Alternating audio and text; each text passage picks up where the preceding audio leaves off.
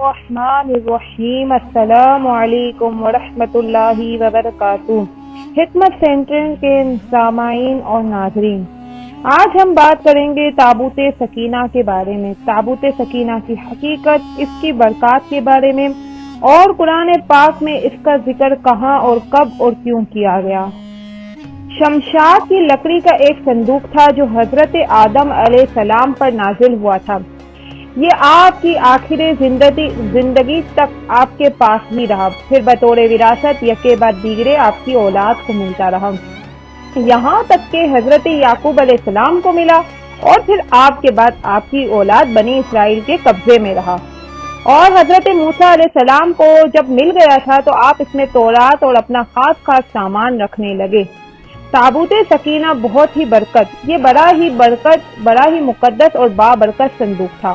بنی اسرائیل جب کفار سے جہاد کرتے تھے اور کفار کے لشکروں کی کثرت اور ان کی شوکت دیکھ کر سہم جاتے اور ان کے سینوں میں دل دھڑکنے لگتے، اس وقت وہ صندوق کو اپنے آگے رکھ لیتے۔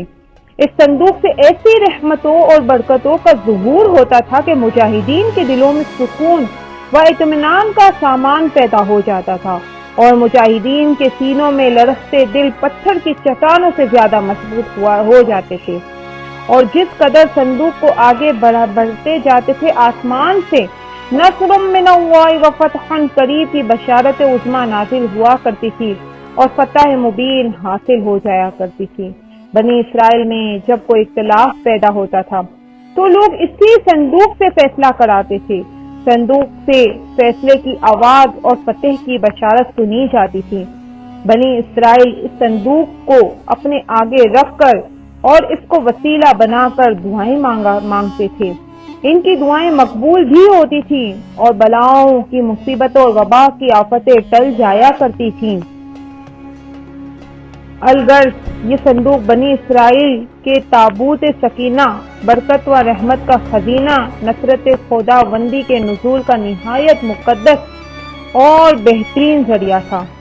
مگر جب بنی اسرائیل طرح کے گناہوں میں ملوث ہو گئے اور ان لوگوں میں معاصی و طغیان و سرکشی و عصیان کا دورہ ہو گیا تو ان کی بدعمالیوں کی نحوست ان پر خدا کا یہ غضب نازل ہو گیا کہ قوم عمالقہ کے کفار نے ایک لشکر جرار کے ساتھ ان لوگوں پر حملہ کر دیا۔ ان کافروں نے بنی اسرائیل کا قتل عام کر کے ان کی بستیوں کو تاخت و تراش کر ڈالا، عمارتوں کو توڑ پھوڑ کر سارے شہر کو تہس نہس کر دیا، اور اس متبرک صندوق کو بھی اٹھا کر لے گئے۔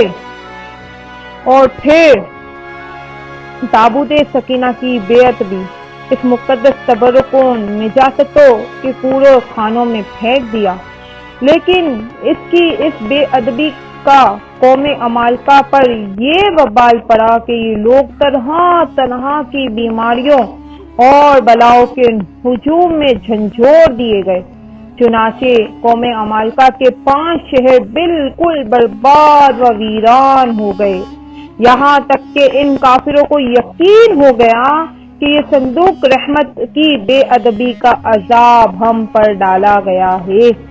تو ان کافروں کی آنکھیں کھل گئیں، چنانچہ ان لوگوں نے اس مقدس صندوق کو ایک بیل گاڑی پر لاد کر بیلوں کو بنی اسرائیل کی بستیوں کی طرف پھانک دیا۔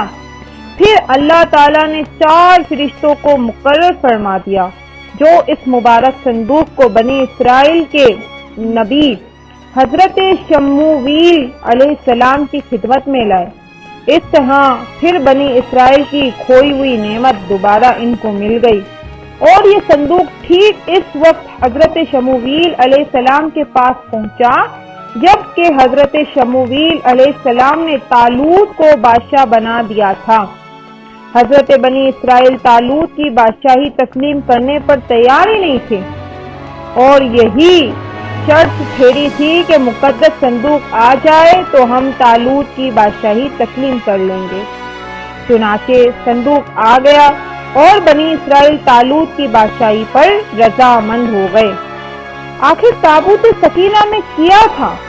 اس مقدس صندوق میں حضرت موسیٰ علیہ السلام کا عصا، ان کی مقدس جوتیاں، اور حضرت ہارون علیہ السلام کا امامہ، حضرت سلیمان علیہ السلام کی انگوٹھی، تورات کی چند تختیوں کے ٹکڑے اور کچھ اسم منو سلوا، اور اس کے علاوہ حضرت انبیاء اکرام علیہ السلام کی صورتوں کے حلیے وغیرہ سب سامان تھے۔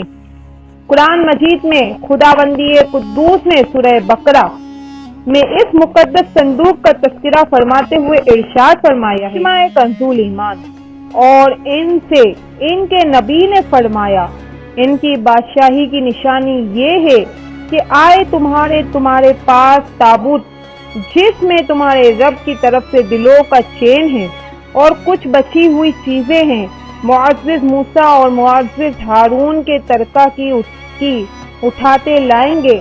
اس فرشتے بے شک اس میں بڑی نشانی ہے تمہارے لیے، اگر ایمان رکھتے ہو تو درس ہدایت بنی اسرائیل کے صندوق اس واقعے سے اس سبق پر روشنی پڑتی ہے کہ جو یاد رکھنے کے قابل ہے۔ اس واقعے سے ہمیں یہ بھی معلوم ہوا کہ جو قوم سرکشی اور عصیاں کے طوفان میں پڑ کر اللہ و رسول عز و جل صلی اللہ تعالی علیہ وآلہ وسلم کی نافرمان ہو جاتی ہے، اس قوم کی نعمتیں چھین لی جاتی ہیں۔